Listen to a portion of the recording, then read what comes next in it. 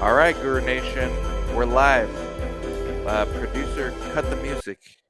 See, it's good to have producers working for you in the background. Dr. Goldman, thank you so much for coming on.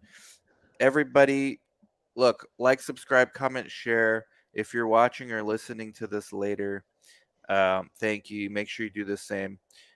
2023, it's super busy. There's studies like every week. I'm getting something new, Robert. Um, for those that don't know, Robert Goldman, he's the director of clinical operations for a sponsor. He has a long history of working at CROs and also as a consultant for sponsors. And he's been doing this for multiple decades now, 2 decades, right? Going on Close three? to, Not yeah. not three yet. No, it's been about less than two actually. 13 years. Oh, okay. Yeah. Okay. Yeah. So, but he's been doing this for a while, guys. If you have more than 6 months of experience, you're a veteran, is what I tell the coordinators at the office. But Robert Goldman, he's a doctor. He's a MD. He's got he's not licensed in the U.S., but he got his medical education overseas in the Caribbean. Like a lot of people that I used to go to college with, they went the same route. Whether they're now pharmacists or MDs, Robert's clinical. He's a director of ClinOps for multiple sponsors right now, with one in particular. It is the golden age of research, and we thought, you know what better time to discuss sites and sponsors? And if we may get Dr. Hazen joining us later to discuss the cost of clinical research, and she's unique in the sense that she's sponsor and site. But Robert, thank you so much, man. No, it's my pleasure, Dan. Thanks for as always, having me. It's always fun, and people are expecting you and I to spar during this podcast based on the I know infograph. you got to So get people to come in. That's one I thing was I gonna I learned. was gonna bring my boxing gloves out and kind of just see if we wanted to, People but are no, looking for a fight. Yeah. they really are. They're looking for the drama. So Well, they're no, not gonna get first. one. They're not with you and I here. We speak the same language, advocate for one another, and it's great to be here. First one of 2023, man. So thanks as always. Yeah, man. Brandon says golden age of clinical research. Sites, Clara says sites at the center of research. I know. This is like a catchphrase that came up in one of my Viva sponsored episodes, and it's so true. Like maybe we start there. Somebody that works at a sponsor used to work at a CRO.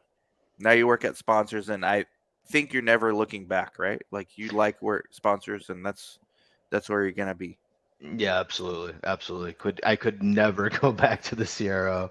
I spent over a decade on the CRO side, and so now that I'm on the sponsor side, it'd be a hard transition going back, but at the same time, I have site level experience as well, and I empathize, and that's why I've joined certain organizations, to bolster their mission. CRPN is one of them. I'm on the advisory board, so encourage everybody to check out, what the mission is over there. But again, super big advocate for sites, always understanding that they are the front lines. They're critical and everything. They always will be. I don't think you'll ever negate the brick and mortar, that doctor patient relationship, that trust factor. Video calls are great, Dan, but when you and I were together in person, chatting, it's a whole nother vibe. So Yep. that's where I'm at with it. But sites are where it's at. So definitely agree with Claire's comment. And don't you think? I mean, this is not going to be a episode to bash on CROs, but I think we should start with there. Um, Tech. One of the theories I have is that tech, Viva leading the way, but there's others like real tech companies that are here to stay, not these fly by night DCT companies that are already laying off people. Um, but like real tech companies like eSource, eReg that are actually empowering sites, they're here to stay.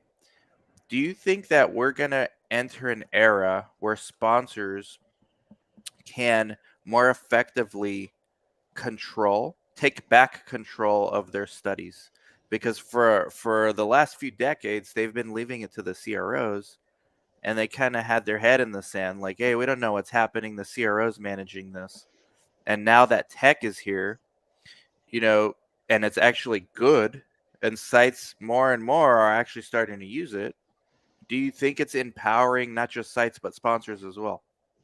Dan, so let's address the question in a couple manners. So first of all, I don't like the word control. Okay, I really don't, because it's a collaborative effort, and if it's not, it should be. Sites should never feel as if sponsors have control over their path, their choice in tech, their structure, their SOPs, who they assign to the studies. Huge advocate of sites making those educated decisions, because ultimately the buck stops with the PI anyway. So in what I want to say though is sponsors have to empower sites and be the change that we want to see. CROs make money wasting time and being lazy. It's the honest truth, right? And that's something we can talk with Dr. Hazen when she comes into the show. But this is exactly why they don't want us to force tech upon them. So I've been doing some work with some other, advising some tech companies in the startup space, that want to break into the industry. And one of the big themes they taught me was something called dog fooding. And you were part of that conversation, actually, if you remember that term. And Yeah. it's essentially that, right? We as sponsors, and I encourage all my sponsor friends who are watching this video, we have to find the tech that you described, Dan, the stuff that works good. It's not too intimidating. It's user friendly. It's actually good value add to your organization. And we as sponsors have to adopt this tech. And in a sense, not using control, but working alongside the site, showing them the value prop, saying, hey, here's why we should use this platform. It's going to make your life easier. It's going to free up your CRCs. You're going to be able to see more patients. You're going to be able to focus your time on seeing the subjects, the patients, making sure that they're happy, their experience is what it should be. That's going to encourage the site to say, you know what? All right, I'll keep an open mind, right? Single sign on, one single sign on username and password for all of your study portals, not 15 different individual ones, right? A single dashboard using AI to extrapolate data points, uploading documents a single time, getting a single notification when one of them is expired, sending pre-populated reg docs to your site, streamlining the process, right? That's And Viva right there, sending yeah, the doc straight to the TMFs. absolutely. And but at the end of the day, what's Viva? What's everybody's mission, right? Easing the burden of all of the paper trails and all of this stuff to do. So circling back to that whole question, it's critical that sponsors take the driver's seat here, right? Because CROs are not going to implement this on their own. They're just not going to. And it's quite honestly, the big five, I think everybody and your viewers know who the big five are. They're going to flat right just say no. And that's why I'm a big, and you said this, Dan, small is the new big, right? Yeah. That's why I prefer to work with the mid-sized to small boutique CROs, who are open to this change, because the big guys, they're just going to tell you, you know what? No, they can afford to walk away from startup biotechs. They don't need our business. You Whereas know, the mid-sized small, sorry, go ahead. no, I was gonna say, like, as far as the CROs are concerned, the big five, as you say, and as everybody knows who they are. Do you think the incentive structure for them has gotten so far out of whack to where they just don't care, like, if a study ends on time, if it enrolls on time?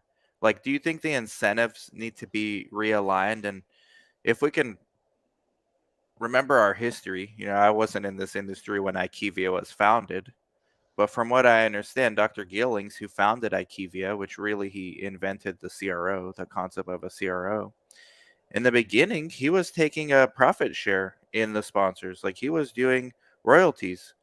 And there's now a bunch of companies, tech vendors, CROs. There's a guy called Royalty Pharma. He founded this tech platform for companies. He goes off of, like, mainly royalties. So it's like, hey, we'll let you use our tools. We just want something, as far as the profits are concerned, if you're successful. And I think we've come so far away from that to where these CROs are now publicly traded companies. There's nothing wrong with that either, but their incentives are not aligned necessarily with, sponsors. And I think actually sites sponsors incentives are closer aligned to each other than Sierra's. I don't know. What's your take on this? Because you're actually at that sponsor level. Yeah, no, I agree with you completely. The big five, they have no skin in the game. Obviously, if you have a $500 million portfolio or bigger, they might have an incentive at a much higher level to deliver customer satisfaction, right? So that they can win continuing business. But, the big pharma companies, not to call them out, they're not going to the mid-sized, small boutique CROs. They're pivoting right back to the big guys. I mean, that's just the knee-jerk reflex that they do. And so, yeah, I mean, they don't, but then again, Dan, it's kind of those big pharmas, they can afford to lose 100 million. It's not if the trial fails, yeah, it's a bummer for the day, but they move on. Well, You not only know, that, they can afford the A team, so they basically sign a deal with the big CRO, you name it, whatever 3 letters you want or 5 letter exactly. CRO you want, and they say, "Look, we know you guys are busy. We want exclusive deal." So they call this hmm what, the FSP or FSP. something like Yep, that. exactly. FSP, your CRAs that we handpick from your team, so we're picking the best ones. They're not to work on anything else but our studies. Fully dedicated. And then Yep. CRO says, "Great, but that's going to cost you." And then hmm smaller companies like yours, they can't afford this. No, we come in and but you're right. And Dan, listen, I've been at the big five, many of them. You guys can go to my LinkedIn page and take a look. I can tell you some of the large sponsors who have different indications across different, therapeutic areas, large portfolios still don't get the resources that they think that they should be getting. So what my message is just because you're signing up with one of the big fives doesn't automatically indicate or mean that you're going to get, who you think you're going to get, unless you're under that contract where you're handpicking the cream of the cream. But then again, how do you ensure that that person's going to stay there, Dan? Right? Yeah, There's you there can't, there being right? no there's people like James out there. Big shout out to James. He's one of the best recruiters I've ever talked to and worked with. I Oh, love the Foul from yeah, Martin James Hall Huxley from Martin. Huxley Morton. He will poach you in 2 seconds. He will take your staff, and I that's what I love about the guy. Right? You may not even be thinking, but that's what I'm trying to say. So as a sponsor perspective, how do we retain the staff that we choose when people like James are out there, providing opportunities? And at my other side of the coin is you can't fault these people for furthering their careers. So it's a broken system in every facet. And until you get people who have skin in the game, penalty clauses, risk sharing, there's a whole lot of different things that need to be, thought about. We're going to have this lack of incentivized, people at the big five who just don't care. They come in, they get their job done, and it's on to the next one. And Dan, don't be fooled. They're not just allocated to one study, they're allocated to 2 or 3 studies. It's very Yeah. rare to be a full FTE on a single study, especially at the senior, CTM level or the Yep. big project manager, senior project. You're managing multiple studies, maybe within the same portfolio, maybe not, you know? And so it's tough, man. And until that changes, I mean, from my perspective, I just don't think that they it's not that they don't care. Maybe they don't care, maybe they do. It's so dependent on the team you get. It's just like when you're at the CRO. If you work currently at a CRO and you want to switch to another CRO, you Yeah. may have heard the grass is, oh, it's just, different, same grass, just different grass. Well, We're you're right. It's probably true, but it depends on the team you land on. I wanted to ask one thing before I bring Dr. Hazen on, because And I know you got a hard stop at the top of the hour. By the way, Guru Nation, keep the questions coming like Christine. I'll get to all of them even after Robert and Dr. Hazen leave. I'll get to all the questions. Don't worry. If I have to stay longer, it's fine. I had a question for you as we bring on Dr. Hazen, who's uniquely positioned as a site owner and a sponsor, separate companies. Hmm. What do CROs actually do? Like, I've been in this industry 18 years, right? I can explain some of the elements, but I don't think I can explain like the entire, like, where do these costs go? Most of them go to CROs and tech vendors. Yeah. And now the line between CRO and tech vendor is blurring because they're either acquiring them or building them in house. But like, what do they actually do? Everybody understands monitoring the data, but what else? Like, what else are they actually doing? So, there's a lot that they're doing, depending on the model and what you're outsourcing. So, from data management to biostats to medical writing, they have medical monitoring. They have obviously the site oversight management, day-to-day monitoring the data, cleaning the data. They're writing the clinical study report, right? They're analyzing, they're figuring out tables, listings, and figures.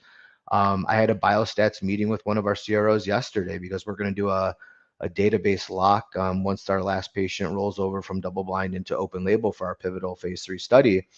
But the point is, there's a lot of things in the background that they do, and it's a lot of overhead work that takes a lot of internal organization, getting a lot of different stakeholders all together. So when you're looking at a SAP, which probably is not spoken a lot about on your show, Dan, the statistical analysis plan. That's there's so much information in that tells us if we're going to meet our endpoints, what statistical models that we use to demonstrate our p-value has significance, and the amount of time and energy and overhead and labor that goes into just drafting a SAP. Forget about interpreting the data, right? And forget about putting the data into all these tables, all these listings, all these figures, writing a clinical study report, writing an annual DSUR, the drug safety update report, you know, having your medical team review SAEs in real time, going through protocol deviation meetings, data management meetings, data management metrics, queries, who answered the query, open queries, closed queries, pending queries, listing review, medical trend review, safety listings. I mean, the list goes on and on and on. So, from a super, super high level, it doesn't seem like they're doing much, but really at the end of the day, depending on how much a sponsor outsources to a given CRO, they're doing a lot. They're doing a lot. And the problem is, and I'll leave it with this so we can bring in Dr. Hazen, is that there's not enough people to do the work that needs to be done adequately. Forget about quality, forget about all that stuff. Not enough people at Adequate. CROs and Correct. sponsors combined. Correct. Like, just not enough Correct. people in the Combined. industry, period. Period. Period. And That's we're why trying there's to an do more studies. and we're trying to do more. That's why there's an opportunity for everybody.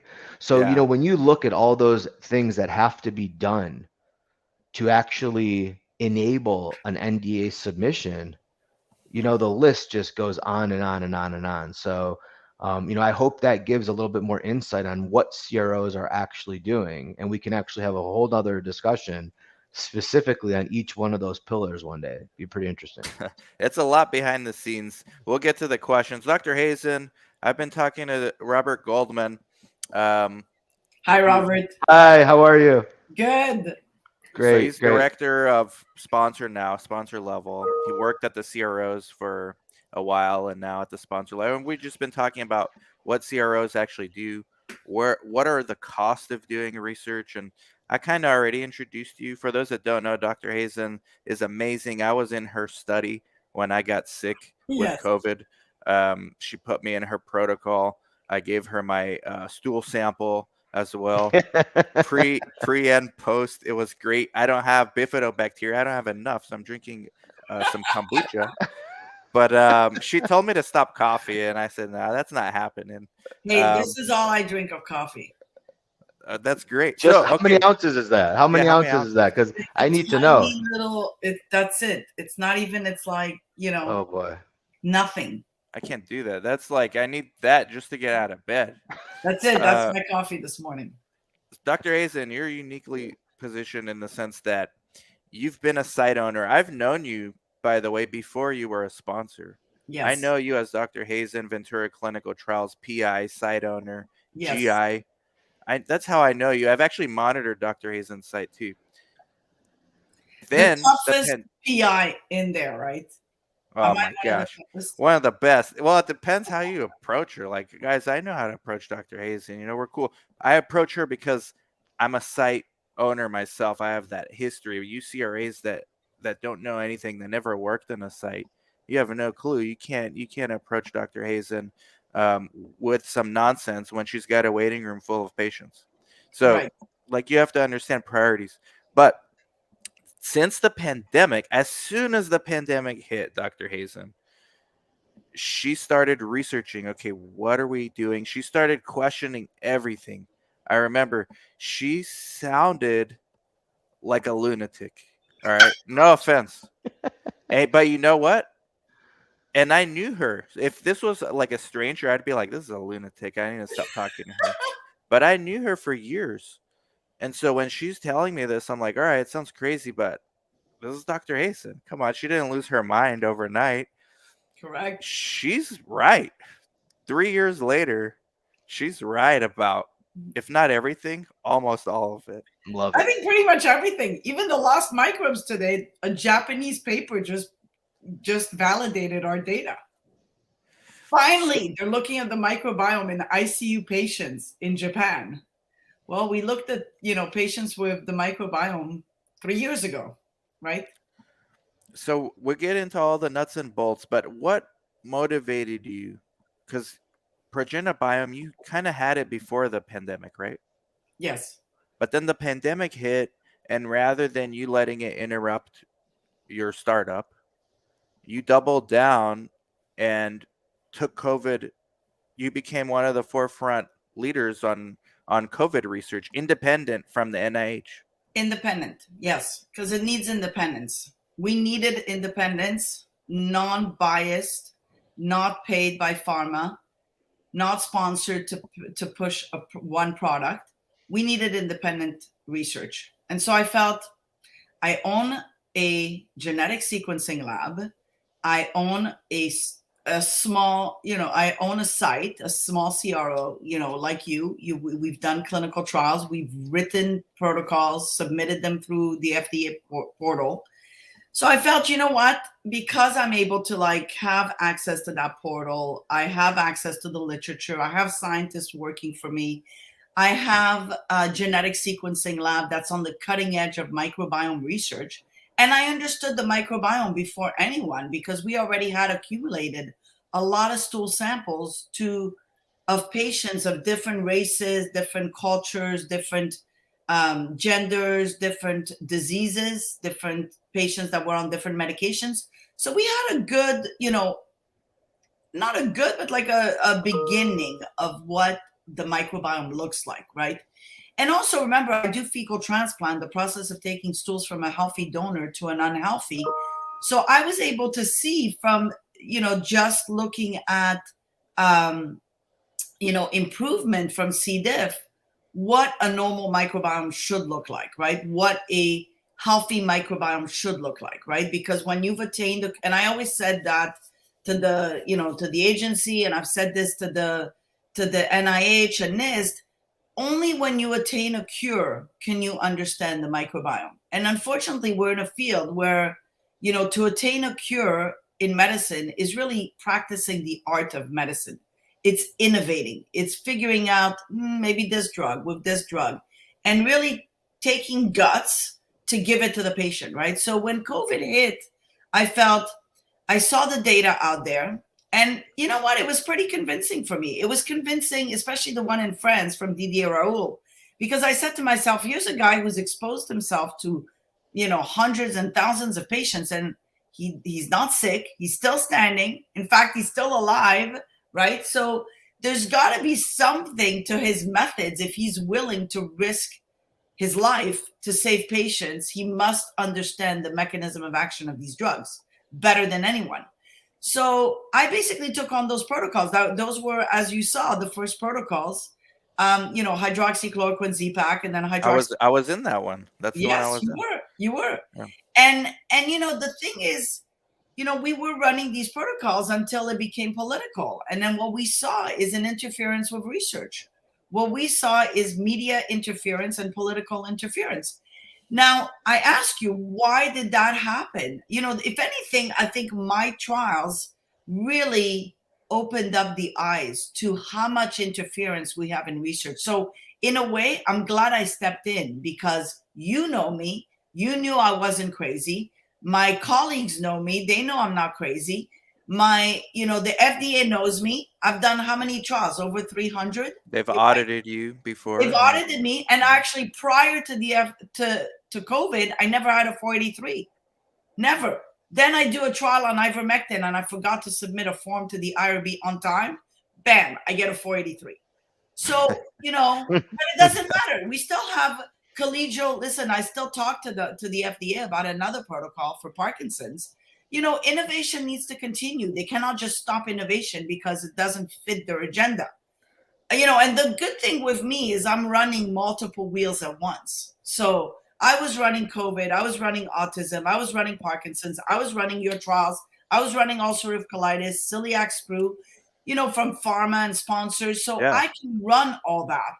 You're doing all kinds of research, industry sponsored, investigator initiated. Before we go down the COVID rabbit hole, which we can come back to, but I wanted like a dialogue between you and Robert and me to facilitate it on where these costs go. Because now that you have a sponsor, so you're not just a site anymore, you're a sponsor. You're both.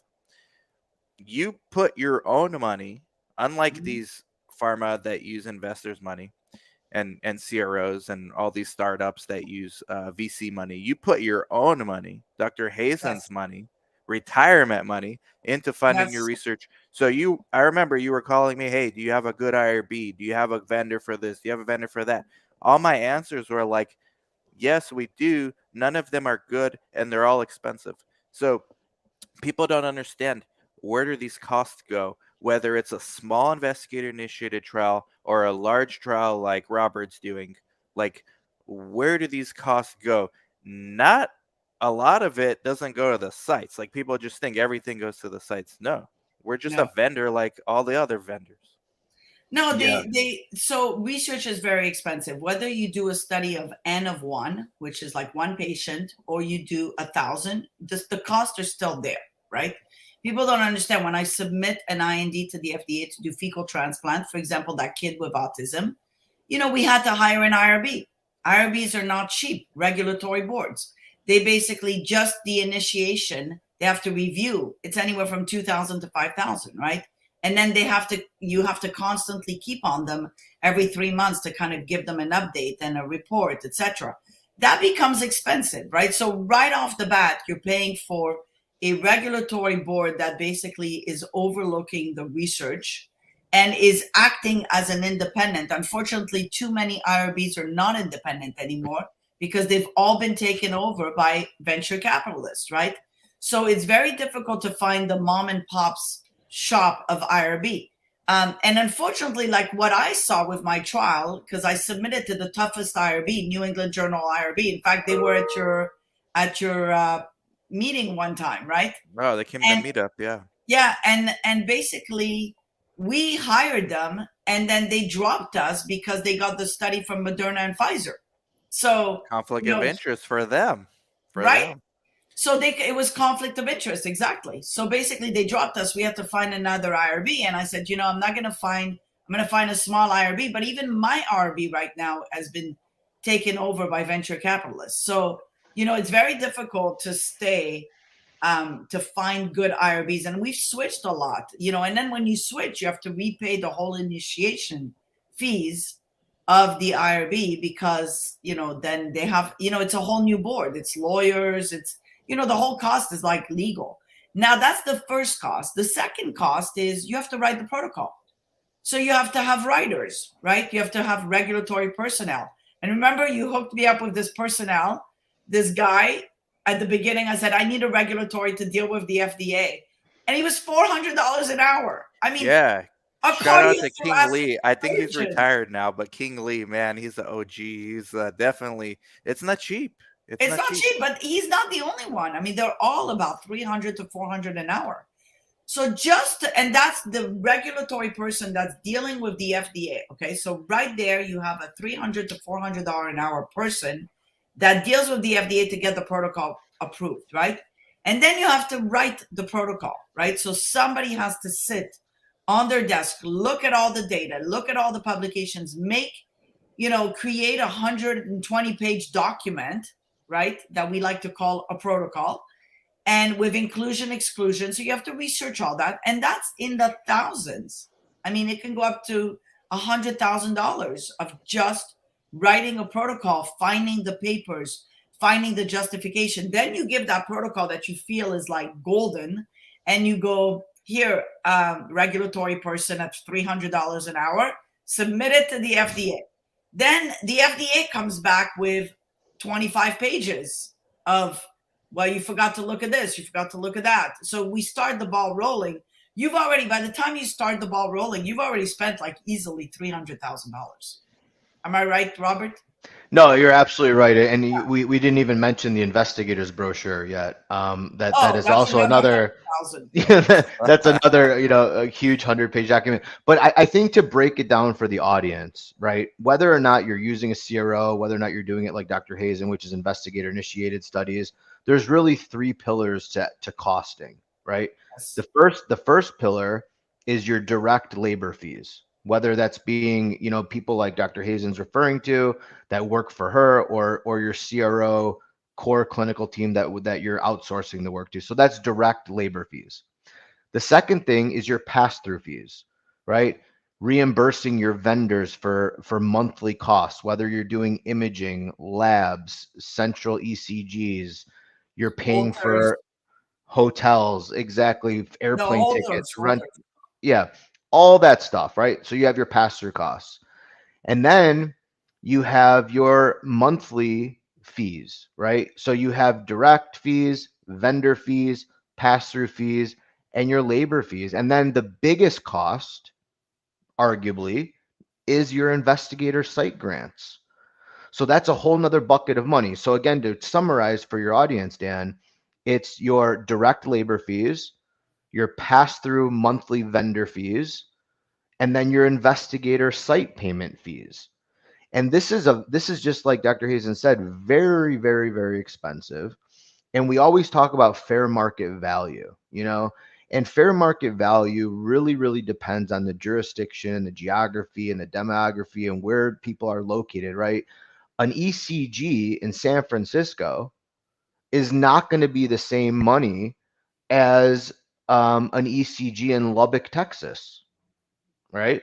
So again, what is fair market value? Fair market value is really all in the eye of the beholder. So as a sponsor, when we sit and try and negotiate these contracts and give budgets that are fair, competitive, so that your study does not get deprioritized, it's all the same type of thing. So regardless if you're doing investigator initiated, you're doing it on your own, the costs are staggering, and there isn't always a deliverable that meets the cost to really tie it with. So if I'm paying X amount of dollars, like Dr. Hazen will tell you, she expects high quality, right? When she submits to the regulatory consultant at $400 an hour to review the FDA feedback on the protocol she just spent $100,000 getting written, she expects this to be done. What ends up happening is it's 25 rounds of back and forth review, which drives the cost even further north. And there's no efficiency because the FDA does not tell you exactly what to do. They talk in circles, and they don't give you they give you non-binding guide. Like, they don't give you, like, we suggest you could do this, you could do that. Well, I could jump off a bridge too. Like, I mean, so it's never concrete direction, right? Because they never want to be beholden to what they said. Because let's say you get past a preclinical, you get into an IND, you get through phase 1, you get through phase 2, and then you come to the end of phase 2 meeting minutes. The end of phase 2 meeting minutes, man, that is like the Bible. you have got to follow everything that they recommend in there, right? So, the costing comes from all of that, but I just wanted to break that out for your audience to understand the three different buckets, really. Yeah, and like you said, I'm the top recruiter for like ulcerative colitis and C. diff, and and most of the time they need a colonoscopy, and they don't need and per protocol they need the colonoscopy exactly. So if you randomize a patient on Wednesday, you need to do the colonoscopy 2 weeks exactly to the date, plus or minus 2 days on Wednesday. It's tough to find a surgical center that is going to be, hey, we've got opening for that exact date at the last minute. So my cases are always done in Beverly Hills because we have the luxury of saying, hey, well, even if we're the only case, bring the tech, bring the anesthesiologist, bring everybody. So obviously my cost of a colonoscopy is not going to be the same as a person in South Carolina who owns their own surgical center, frankly, right? I'm part of, I don't own because I don't like the headache. I already have enough headache with clinical research to own a surgical center. But this is exactly what you were saying. Those are the costs that you don't think about. And then when you write a protocol and you think it's so, I wrote a protocol for autism for one kid. It took me 3 years to get approved. Of course, COVID was in between.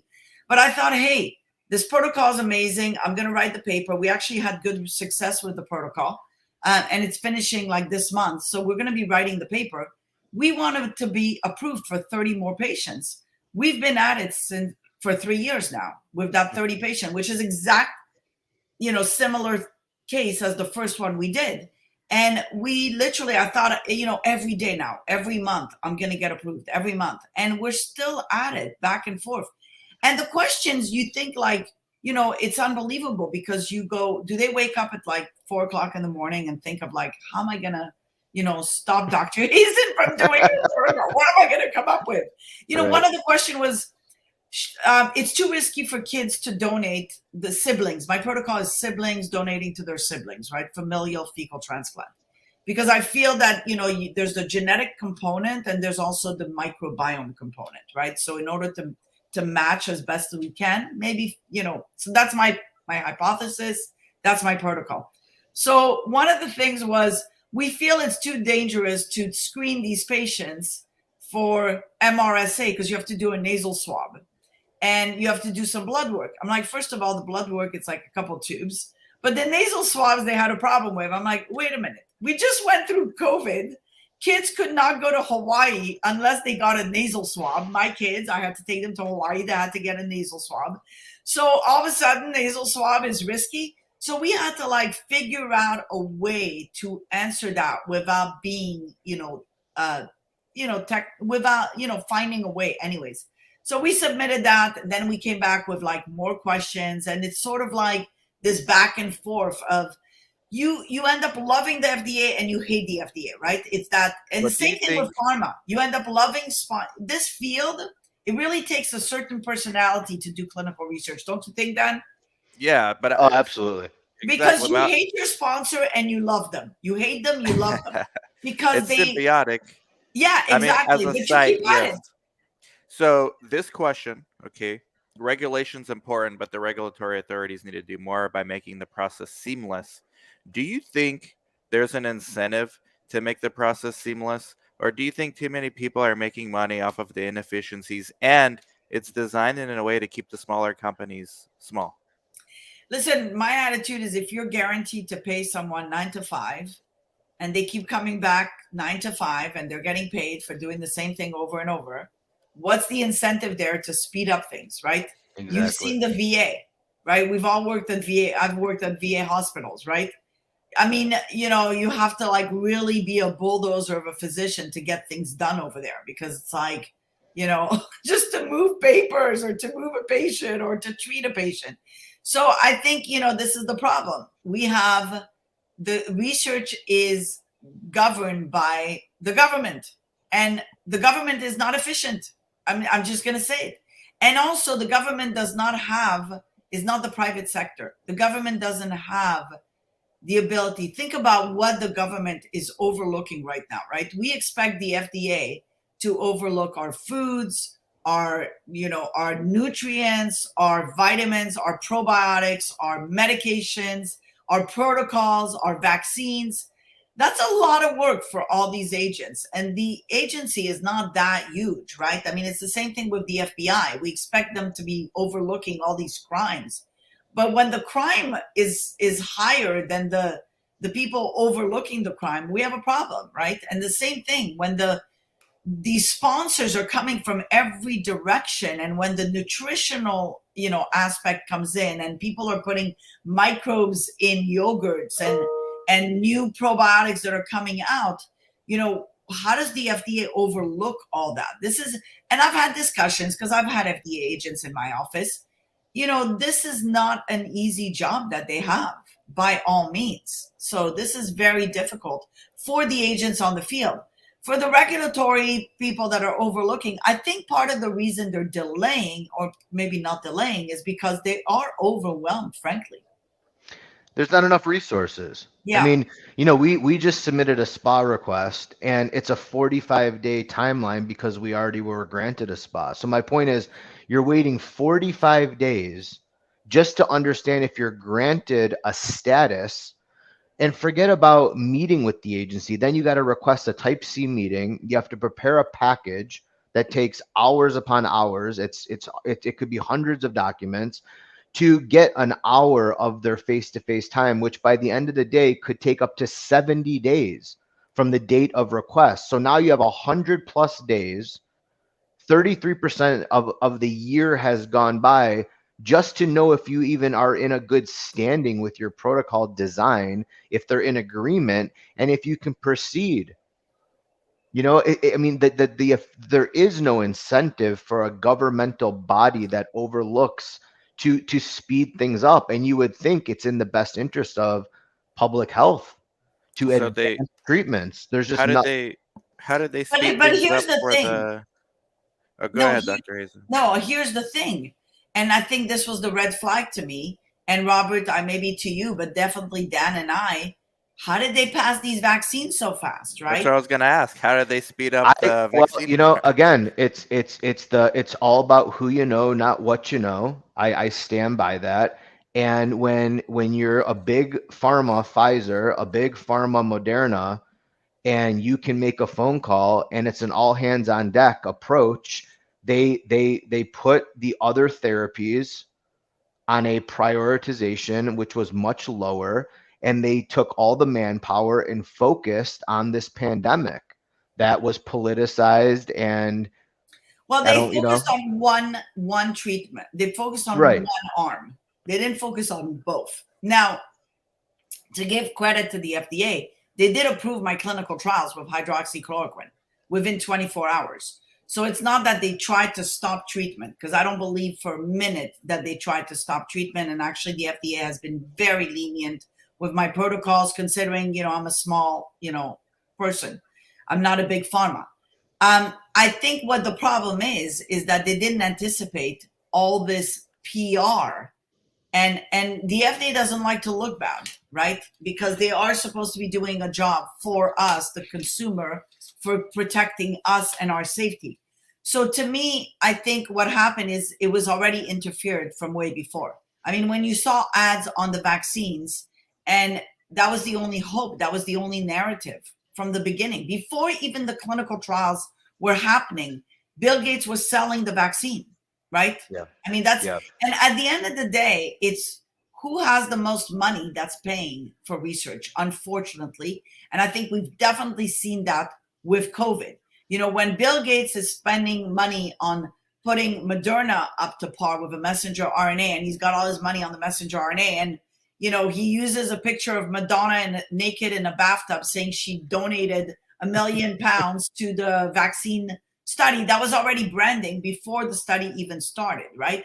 So that was one. Then you see him investing money to kill hydroxychloroquine, to do a clinical trial on hydroxychloroquine, and to do a clinical trial on ivermectin. I mean, in what world does the competition start taking on separate ingredients from another clinical trial and starts doing them at the same time that they're running a vaccine? I mean, this is conflict of interest right off the bat. And then on top of that, he's got his hands with the vaccine, with the ivermectin in an injection. So I think we need to, call a spade and see that the problem in research may not be the regulatory agency, but may be one person or one group of people controlling research and controlling the funds of research, which puts us at a disadvantage, you and me, Robert, because Yeah. we are trying to do the right research. We are trying to put our hypothesis into motion. We are doing everything by the book, working with the FDA on our pennies. And at the same time, we have all these forces that are trying to destroy the advancement. And I've seen that. And I think, Dan, you and I have seen that over and over in clinical research, where, a small guy comes in with a great hypothesis. The drug is actually working amazing. I had a drug for gastroparesis. It was amazing. The patients don't have gastroparesis anymore. Gone. Never made it to market. What happened there, right? Pressure, squeezing, destroying the drug, reputation destruction, media interference, politics interference. But who pays for that? The patients. The Yep. patients pay for that, because and it's going to come back to bite them, because unfortunately they're going to be patients as well. Stopping innovation, stopping research interferes with progress, interferes when you become the patient. So what did you learn, both of you guys, I guess, Robert, because you came from the CRO to sponsor. So it's a different mindset there, right? Like, let's start with that first. From CRO to sponsor, that's a different mindset. Like, how did your mind shift? Well, it shifted because I mean, I spent so long understanding what the clients are looking for on a day-to-day basis that when I moved over to the sponsor side, I understood what the deliverables are, and I was able to oversee the CRO, because really, no CRO, small, big, or large, is going to be able to tell me, here's why we can or cannot do this, right? They're all the same. They have the same processes. Typically, it's the same type of a thing, right? You go to one supermarket, you've been to a mall. You go to one pharmacy, you've been to a mall. Obviously, there's differences and nuances. So for me, it was just remembering now that I'm making less decisions, but higher quality decisions versus, putting out small fires every single minute of the day. I leave my office for 5 seconds. I come back to, 8 Teams messages that I missed. This CRA is on site. He or she has a problem. This site is waiting for your phone call back. This vendor is out of a supply. It's just constant issues and barrage of problems. Whereas on the sponsor side, it's less into the day-to-day nitty-gritty, but you're making higher quality decisions less frequently. And then, Dr. Hazen, you went from site owner. You're also private. You have a private practice as Mhm. well, by the way. Yes. Robert, she might be a good fit for some of your studies coming Yeah, up. absolutely. FYI, I'll put a Yeah. plug in for Dr. Hazen. I've monitored her site. She'll do good. Dr. Hazen, PI, site owner, private practice, now sponsor. What advice do you have for sites now that you've been a sponsor? How? Uh, I What think kind of site would you want? so. What kind of site? I'd want a site that's not owned by a big CRO. First of all, so that's the first thing, I'm because What with you. about DCT vendor? What about these big direct to your house research in yeah, a I'm not box? into all that. Look, I as much as they're trying to decentralize research, I think good quality research still becomes the patient with the doctor, and the doctor getting the history from the patient, not you getting it from electronic medical records or from a coordinator that entered all this stuff. Because at the end of the day, if you don't have PI oversight on your research is nowhere, right?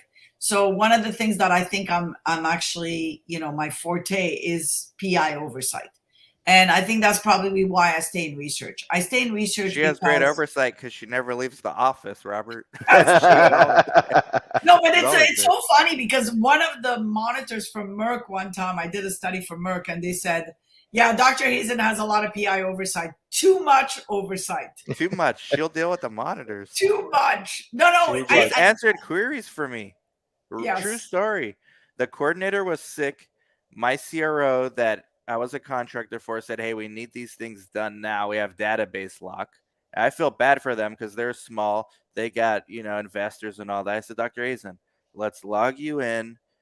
forgot password. Let's sit here, get the email. She did all that, answered queries. I've never seen a PI answer queries before. I've had that happen to me one time with a physician, and he was his own coordinator because he didn't trust coordinators. But you're right; it's the exception. It's the exception to the rule. But Dr. Hazen, that's why I mean I don't mean to add to your plate, but you need to begin educating other PIs how to act in that capacity because I'm Yeah, sure it's paid off dividends for you.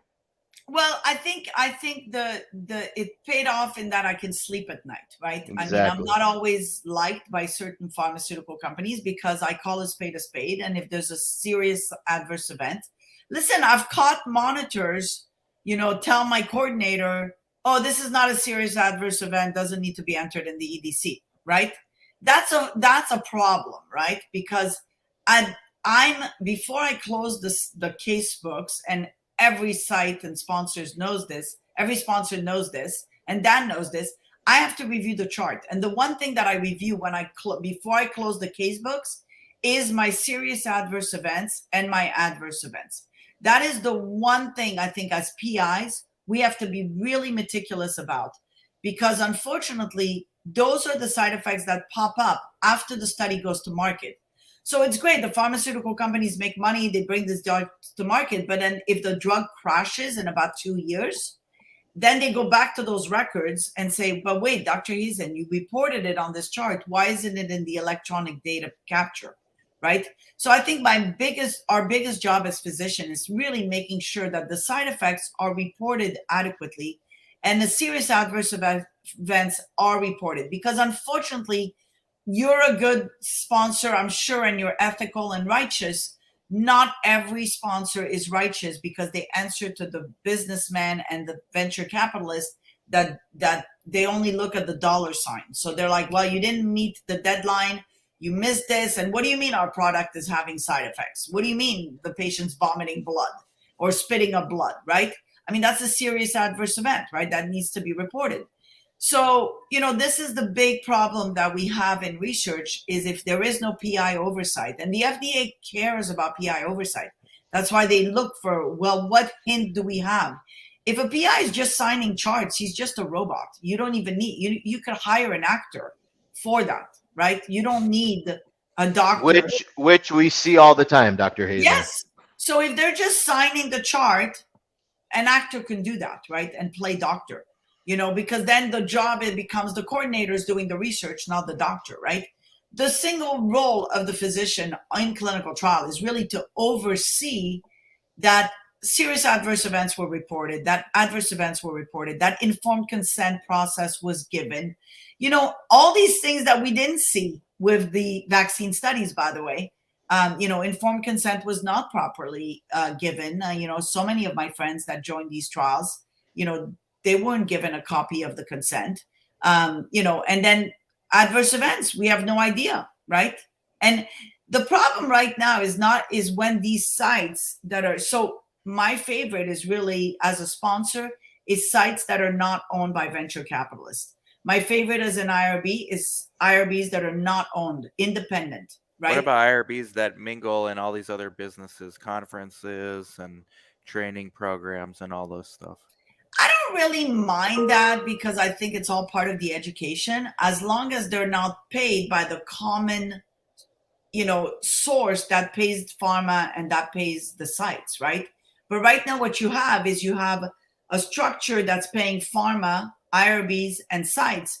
That's not ethical, that's not independent, right? Because it's the same payer is paying all those. So most doctors in clinical research are owned by a CRO now. I mean, you've seen it, CROs owning, multiple they buy sites. Yep. And it's not like a CRO. By the way, IRBs too, there's some IRBs that own sites. So there's a lot of acquisition that's occurring that is unfortunately muddying the waters of research. So you think that's getting worse or better? Because we're about to head into a recession where there's going to be a lot of new M&A, big companies taking advantage of poorly capitalized smaller ones. Yeah, I think the gap is going to be bigger. The economy, definitely what we've seen of COVID is, the rich got richer and then the poor got poorer.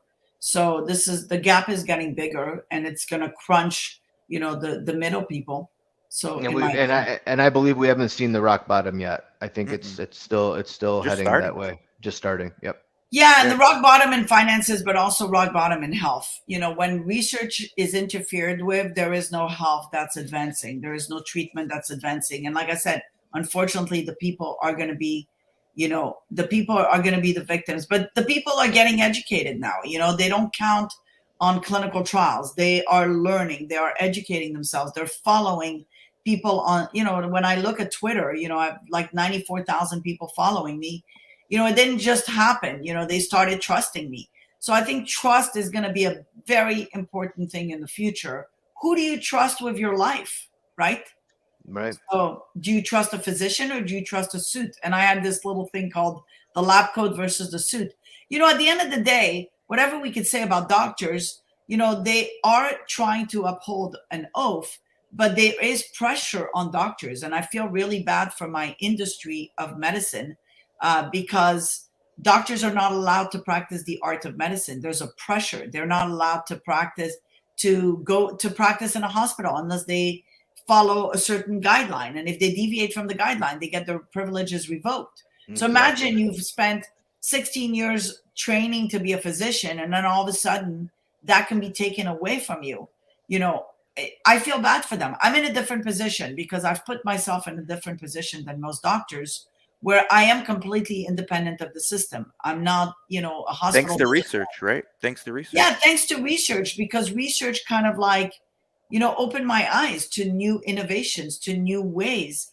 I could be a consultant. I could be, but it's not only research, it's really also discovering that I, as a physician, have tremendous abilities. If you can run a site, you can run any business, right? I mean, that's the reality. So I think you know, we as physicians need to understand that we are gifted in practicing, but medicine doesn't need to be the end all be all. How many doctors have opened hotels? How many doctors have opened restaurants and said, you know what, that's it, I'm done with this because this is not what I signed up for? So that's the biggest problem. Right now, the brave physicians are standing up right now. You hear them. They risk their reputation, they risk their lives treating patients, and they're still standing.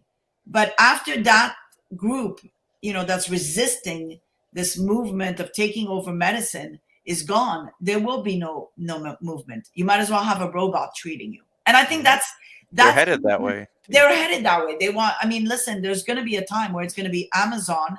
You've got Crohn's, here are your drugs. Of course, it's not going to cure anybody, but hey, let them Oh, do it. Amazon's doing all kinds of things. They bought the Minute Clinics. They're doing pharmacy services now. They just announced today $5 for Prime pharmacy delivered. What are you guys generally bullish though on this industry as we wrap up? I know both of you guys gotta go, but generally bullish going forward, like let's say this next decade for clinical research.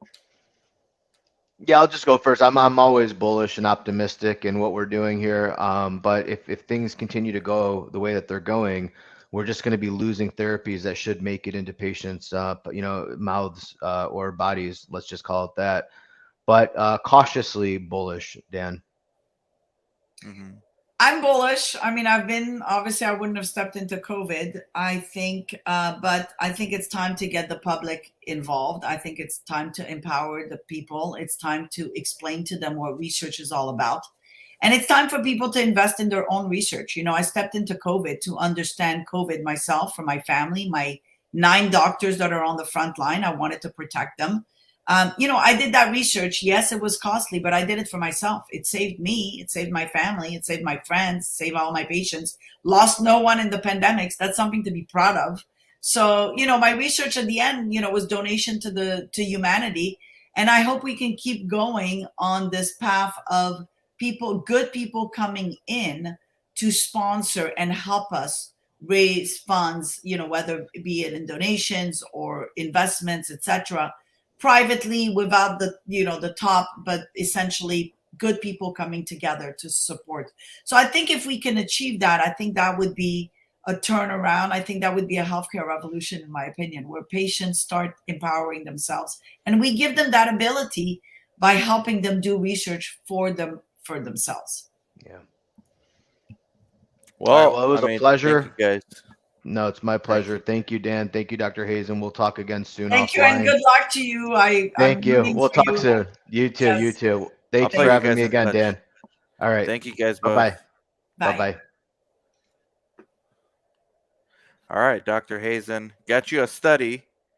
Um, if you gotta Are we go, still live that's or are fine. we If still going? yeah, we're still live. If you want to go Yeah. through some more of these questions, or Yeah, I don't know where I'm going to put that study on like my plates, but we'll find someone. he's got an interesting company. He's a very good person to work with. I like him. Yeah, He seems he's very righteous. we got a study at Yuma Clinical Trials. So I guess maybe we can talk a little bit about Ventura Clinical Trials. Like, how has that been going during all the limelight's been on Progenibiome and you, Right. but what about Ventura Clinical Trials? I think it probably it's still steady. Ventura Clinical Trials is still going. We have a study on celiac sprue right now, a study with ulcerative colitis. I'm just more selective of who I pick as my sponsors now. Are you selective as far as like any big pharma you say no, or you just like looking Yeah, at there's the a couple drug? of big pharmas I say no. I don't even look at their projects. I mean, they blacklisted me years ago because me. If a spade is a spade. But they're coming back, and I have no interest. So there's a couple of big pharmas that I like, without saying their names. But right now, what I saw from COVID, I'm just frankly disgusted of the whole lobbyist movement, the whole PR, the whole media, all that just disgusted me. That I want nothing to do with the companies that started all that, that are part of that big movement of you don't trash your competition, right, to sell a product, right? You showcase your product, because if your product works, you don't need to trash anyone, right? I mean, and that's the same thing in medicine, right? If you're a good physician, people come to you because you're a good physician. You don't need to trash your next door neighbor that's a physician because you feel that he has the business. Do good medicine, have a good relationship with your patients, and then they'll come, right? Or not. Give us a few things to be hopeful about as far as GI is concerned, gastroenterology. Like, what is it? One of the hot areas of science, of medicine? I think the microbiome has put GI doctors on the on stage, and I think it will continue to put GI doctors on stage. I think GI was always recognized as colonoscopy, colon cancer screening, but I think there's going to be therapeutics in the future that are going to be at the level of needing a colonoscopy, and not necessarily fecal transplant, but probably more precision medicine. And so I think, as we discover these microbes, as we see these microbes being the culprit of possibly diseases, what I showed in autism with a bacteria we discovered was Lactobacillus animalis in this kid that basically resolved after fecal transplant, the kid's improving. Maybe this is a new way of seeing, reaching an improvement, finding the bugs, discovering new bugs. There's a whole new frontier of microbes out there. So that's going to keep doctors, GI doctors on their toes, and infectious disease doctors on their toes. So I think the microbiome, and also it's going to bring the field of medicine together, in my opinion. So because neurologists are starting to look at GI as, hey, we got to fix the brain, but we got to fix the gut too. There will be a time where pulmonologists are going to start looking at the gut as therapeutics first to fix the asthma. We've certainly seen that in GI, where you fix the gut, you fix the asthma. What about like autoimmune stuff? A lot of that all is the caused by autoimmune. gut So too, I right? think the microbiome is going to unite medicine. That's my hopeful thing. Progenibiome was really created to unite physicians, right? To get doctors to see the microbiome, to bring doctors to understand the new wave, and not just leave it to the naturopaths and the businessmen that are trying to make money off of that, right? Because I really feel that this is a complex area where you're dealing with trillions of bugs. You're not only dealing with trillions of bugs in the individual, but you're also dealing with different races, different regions, different genetics, and different medications that are on board impacting the microbiome. So I think it's going to have to be precision medicine in the future. And it's important for doctors to start at the baseline. So we're basically writing the dictionary of microbes and diseases. And that's what's going to be, that's why I'm doing the 57 clinical trials of Progenobiome. So that's taking a lot of time. And that's been my passion. So, Ventura clinical trials unfortunately took, a hit because I'm not focusing as much on bringing in studies. Not that we are not sought after. I mean, we get 10 clinical trials. We get asked, to be sponsored, to be sites for like probably 10 studies a week. So we are, still sought after. Wow. We're just, I can't take them all, so I take celiac sprue because I have a passion for it. I took Parkinson's because I'm doing clinical trials on the microbiome in Parkinson's. So I always also want to see the therapeutics because I want to advance the disease, right? If there were clinical trials on autism, I would take them on too, because I've got a huge, remember, doing clinical trials on the microbiome opened up a whole new world for me where people are coming from all over the world with different diseases. So we have a huge database of patients that we are going to be testing for the microbiome. Of course, we need to raise funds to do all these testing, but we have a huge database and huge wait list. So at any point, we can also, help companies that are good companies that have a protocol that is sound protocol, not just, hey, we've developed this protocol in 8 days and you should put it to market. I'm very, very critical about the protocols. I really, I go above and beyond. So, because I have the responsibility with the patient when they enter my site. So it doesn't matter what I get paid from the sponsor on the protocol, as long as the protocol is sound to me. Do you think, is there any relationship between monoclonal antibodies and that wave in medicine and microbiome, or are those unrelated? Yeah, I mean, in some areas, definitely for C. diff, we've not really seen it to be that great. Fecal transplant is still, in my opinion, the best avenue for these patients, especially because we've discovered that they lost the diversity. So therefore, they need they need a new microbiome, right? People that have lost diversity, that have lost phylums, and are left with one phylum, you can't regrow what you don't have. If you don't have the seeds or the microbes in your gut, doesn't matter what you're eating, you're not going to regrow them. So in my opinion, the field of fecal transplant is going to be booming. And that's going to be the need. The problem and the challenges with fecal transplant is really the donor right now, because who is your donor, right? Because as we've seen, donor quality, in my opinion, is important. So in a way, you're relating this more to the stem cells than to monoclonal antibodies as far as fecal. I think stem cells is the future. I think platelet rich plasma is the future. Fecal material, probably not fecal material, but microbes is the future. Do you think we could ever get off the shelf fecal matter that? No. It's too. Feces allogenic, have so many viruses and bacteria and you may not have those viruses and bacteria, and are you compatible? I mean, remember 4 people died from fecal transplant. So, it's not something that I take lightly. And I think all of us that do fecal transplant are very, very careful to analyze the donor very carefully. I mean, I go above and beyond even what the FDA requires. Did they die due to the body's immune response to it, or? Well, I mean, these people were immunosuppressed, right? But the whole point is you're giving a new microbiome to change the immunosuppression, right? So the problem is if you didn't test your microbes properly and a patient has vancomycin-resistant E. coli, for example, and you're implanting that, bam, for that immunosuppressed person. I think also, COVID is going to end up being a problem in the future because I don't think we're testing the stools adequately for COVID.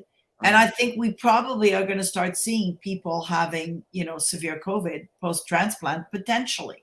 So I What think, about yeah, what about and maybe I'm opening a can of worms on this one, but mRNA platform as a potential driver.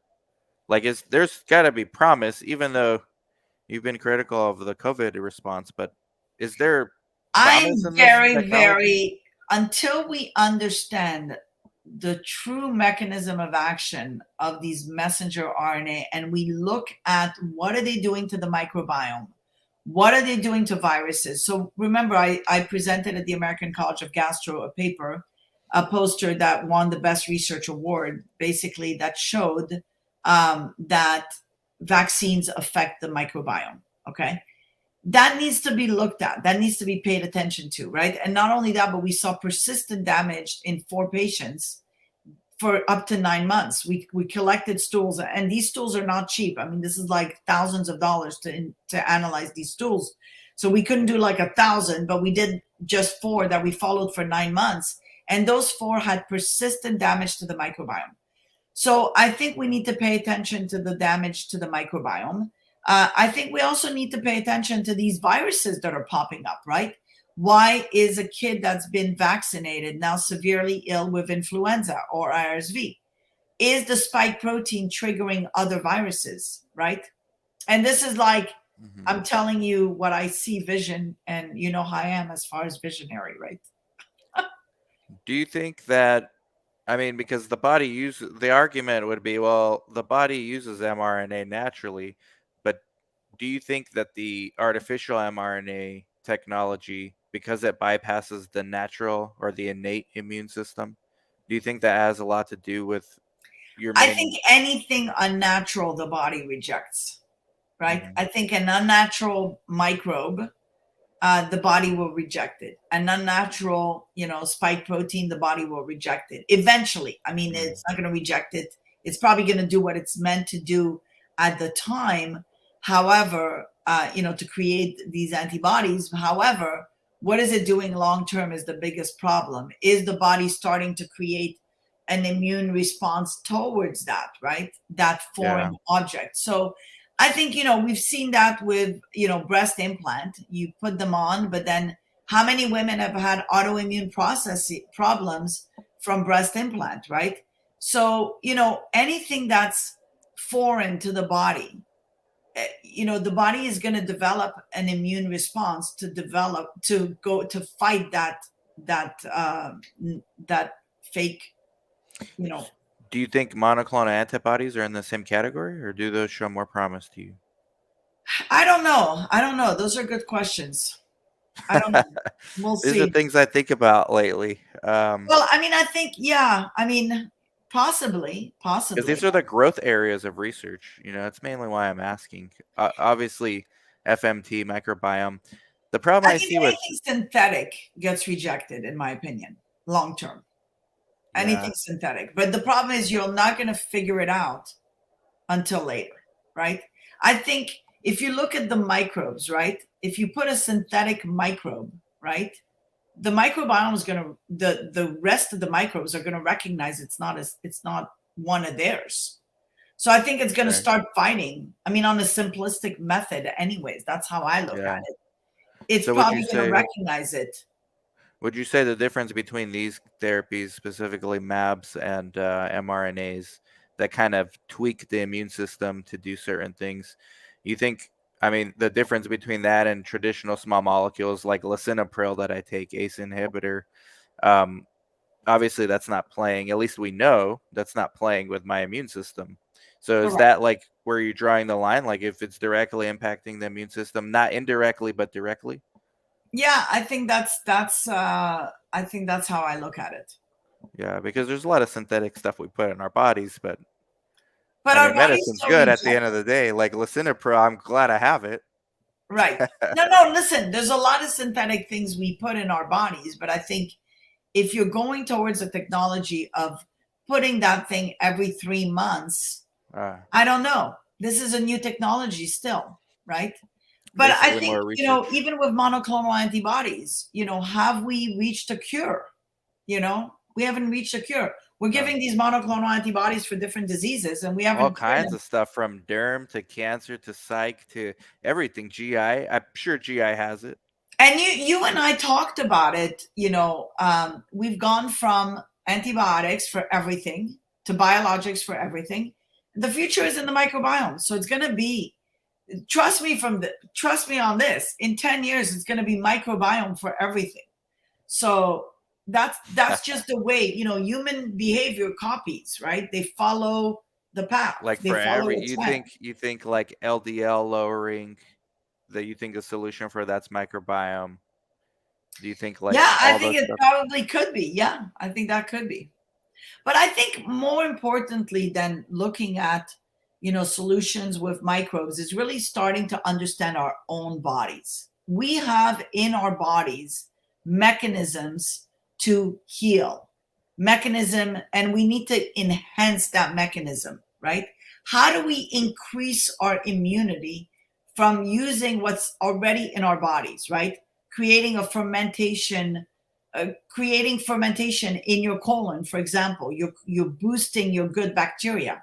So I think the future is going to have to be in looking at what is it in our bodies that we can use to heal ourselves. And we've certainly seen that with platelets, rich plasma. We're seeing that with stem cells, exosomes.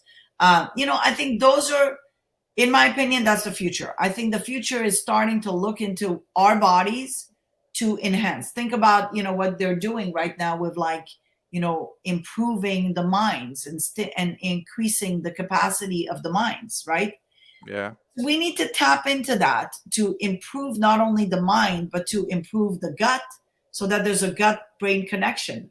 So And personalized medicine, basically. it's going to have to be a future of personalized medicine with regulatory agencies overlooking probably, but they need to make it a little bit faster so it's not as expensive, because the average person who wants to do a clinical trial to investigate if fecal transplant works for their Parkinson's is not going to have the money to spend on a protocol, to write the protocol and to submit it to regulatory. Like I said before, just to start that ball rolling, we're talking 300,000, and there's no guarantee it's going to go to market. So not too many people have that ability to do that research. So we need to speed it up a lot, the same way they did with, advancing these mRNA vaccines to market.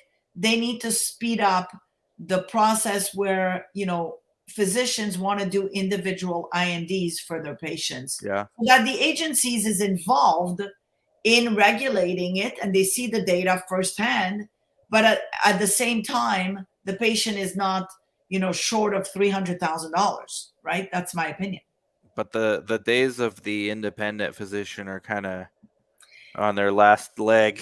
Yeah, and unfortunately, there's not that many physicians that are going to wake up and want to write a protocol for nothing, right? So then the question is, who's going to invest in these personalized medicines? It's going to be large hospital systems, Kaiser, maybe San Diego. Or somebody that wants to be a hero and wants to save the world. Heroes exist. Heroes. I mean, they're already, like, what do you think about AI? Because AI, they figured out how proteins fold. So now they're figuring out, okay, from all the 10 to the power of 80 small molecules that we don't know yet, but we know exist, which ones are similar to the ones we already know and where those bind, what these are going to bind to.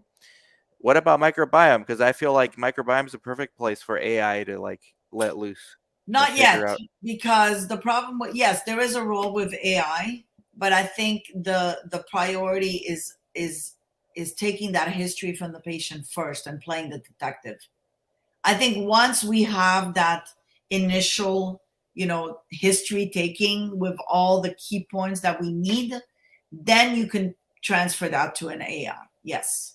Right, because there's billions or trillions of bacteria in our... Trillions. And it's not only that, it's also, the diversity in the human being to be able to differentiate them. So when you see a microbe, think about when I did that study of COVID, looking at the severity versus the highly exposed.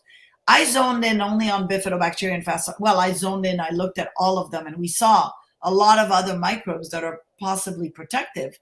But we focused on bifido and bacillobacterium in the title and in the presentation because bifidobacteria is a $1 trillion industry of probiotics. So to me, there's got to be some value to that if there's a $1 trillion industry of probiotics. And in fact, I was right. Bifidobacteria was absent in severe patients and was, high in people that were exposed to high risk but never got COVID. I think that's that in order for that study to happen, it really took a physician taking the history and going back and making sure the similarities were within the, you had similarities within patients. So to look at that. So I think the microbiome is still far from becoming a thing, in my opinion. That's why it's like the universe. I mean, more or less.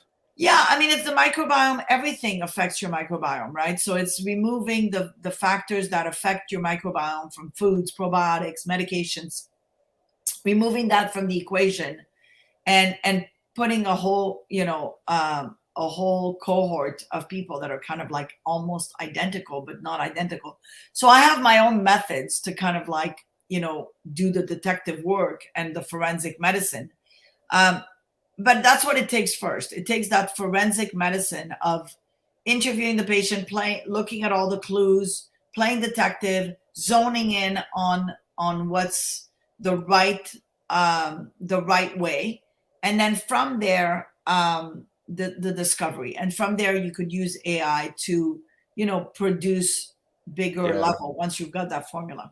Did they ever figure out? Well, sorry for everyone. We're like nerding. I'm nerding out a little, but bifidobacteria, like, does it involve it? Is it like a precursor to the signaling pathway to somehow block ACE2 receptor? Like, what's the? So your dad is the best person to. I need to ask him. I mean, you should probably have him on. I don't think he knows. I don't think anyone knows. No, it's all hypothesis, right? So yeah, because how can you measure that stuff? Like, how do you measure? Yeah. So you could measure. We measured. So essentially, I think the bifidobacteria really works on the cytokines, at decreasing the cytokines. But on a so after microbiome, if you look at it like simplistically, because for your audience, it's good bugs and bad bugs fighting, right? So you've got a bad bug that's COVID, which is like 1/20th of the size of bifidobacteria, and you've got a big guy bifidobacteria there. Bifidobacteria is gonna, you could have like 1,000 COVIDs that are tiny. One bifidobacteria is going to take it over, is much bigger. It takes the space in the colon. So to me, the stronger your your microbiome is with these microbes. Got a strong bowel movement too. Yeah. The stronger you are at surviving, in my opinion. That was my hypothesis from the beginning, but it's coming to fruition, so I see. Like everything. I see. So I think the microbiome, the role of the microbiome in the future is to validate medications. So in other words, what is the microbiome doing when you take a monoclonal antibody, right? Maybe it's increasing the bifido, maybe it's decreasing. What is the microbiome doing when you take aspirin? What is it doing when you take prednisone? What is it doing when you take doxycycline, when you take ivermectin? When you take vitamin C? We've shown vitamin C increases the bifidobacteria. So I think that's going to be the role of the microbiome in the future to help pharma. But don't you think the risk rewards though? Because there's a potential risk too. Like pharma, I mean, you can't stop progress. Ultimately, progress wins. But in the short term, like, we got to know that a lot of these things we take can't be good long term. We just don't know. We just have like intuition. Like, something doesn't make sense about me taking this for the rest of my life, but I'm going to die and then it won't matter. But if you can like measure, okay, well, long-term use of this on your microbiome has negative outcome. Therefore, like, do you think they see like the risk reward? They need to start testing their products on the microbiome. I'll tell you why. What's their incentive though? Like, why would they do? Well, their incentive is they're going to start being the leaders and recognizing that and coming up front with honesty to say, hey, our product is affecting the microbiome, but we are working to fix the microbiome. So this way, we are not trashing, the technology or the development or the science. We are adding to it, right? By coming together. So I think they would lead, in my opinion, because they would come, first of all, they would be honest in their product, right? Hey, our product did this. So for example, let's take the vaccine, okay? Okay. There's a narrative that basically says safe and effective, right? So safe and effective, but here I'm showing that there could be some problems in the future in the microbiome. That if the companies took that seriously and said, we are concerned, instead of gaslighting all the people that are suffering, right? Because there's a gaslighting that is creating a healthcare revolution. Instead of gaslighting them and saying, oh, you're crazy, stop calling people crazy and say, okay, let me listen to you and let me see how I can fix you. When people are psychotic and come to my office, right? They have a psychosis. I don't go, oh my God, you have a psychosis. You're crazy. I can't help you. I, as a physician, say, I'm so sorry. I hear you. Let me try to find some way to help you because I believe you as the patient, right? There's no gaslighting. That's our role as a physician, is to basically understand. So I think if they came forward and said, look, we understand that there's a percentage of you guys that feel that it's from your vaccine. We will investigate and we will try to see what's going on. Like I've shown data, I'm waiting for the Pfizer to call me and say, Dr. Hazen, what did you see? How can we change this? Think about antibiotics in the past, right? They have no incentive, though. They have incentive. You know what the incentive is? The public, the doctors, trust. Because the problem is this. They've lost a lot, right? They've lost the trust. They've lost the doctors. They still need doctors to write their drugs. Doctors are like going the opposite path now. They're trying to help their patients. Doctors are becoming, which should have happened to begin with, the coaches for their patients. Lose weight, stop with the pills, lose weight, right? Exercise. Mm-hmm. So, that's what patients come to the doctor to be told how to be better, right? So I think doctors are starting to get on that path of, and functional medicine is definitely, picking up. You see it. So because of that, Pfizer, let's say the vaccine, not to pick on any of them, but like the mRNA, let's go with mRNA. With mRNA, they want you to get boosters, every 6 months or so. I get the financial incentives. Like if you show me the incentives, I'll show you what the business plan is. That's obvious. But what you're saying and many others are saying is the mRNA doesn't actually leave. It hides in the gut, or is it the spike protein that goes and hides in the gut? I think the spike protein still stays. I think it still stays. But the mRNA, what happens to it? Like it disintegrates or what? Like the body gets rid of it? That's what they say, but is that the truth? Is that what really happens, right? Why is persistent damage to the microbiome occurred in those 4 patients? And I realize, these 4 patients are a small segment, a small cohort. However, you have to pay attention, right? If it's 4 out of 4, and they have persistent damage to their bifidobacteria, and now the bifidobacteria is 0, you have to pay attention to that. So are we creating a society where we're killing the good microbe to make people dependent on vaccination because they've lost their microbiome? Yes, possibly. That's how you become dependent on the drug, and then you cannot get rid of the drug. That's basically the same thing we've seen with narcotics, right? Maybe that's a pleasant side effect for some pharma. Well, but the thing is, like, okay, antibiotics. Okay, think about antibiotics.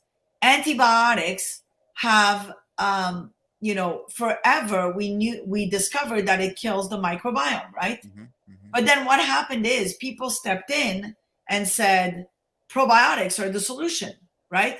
So now when a doctor gives antibiotics, he thinks about telling his patient about gut health to mitigate that long-term problem, right? So that's where pharmaceutical companies need to look at the microbiome to anticipate the problems so that they can fix it in the future. And then they will gain the trust back of humanity.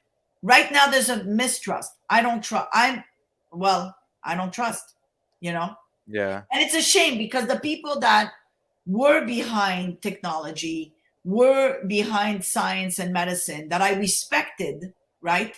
I don't trust them anymore, right? You look at someone like Gates, who, these computers and everything, his involvement in research, I don't trust him. He needs to gain my trust again that he's a good person. And I'm not the only person that looks at that. So I think there's a lot of people that don't trust, and when you don't trust, you can't sell anything to people because Right. people take it on themselves to say, you know what, I'm going to fix myself. I can't trust the agencies. I can't trust the doctors. I can't trust this. We got to bring trust back. We got to bring trust back in the agencies. The agencies were created to safeguard the public, right? That's it.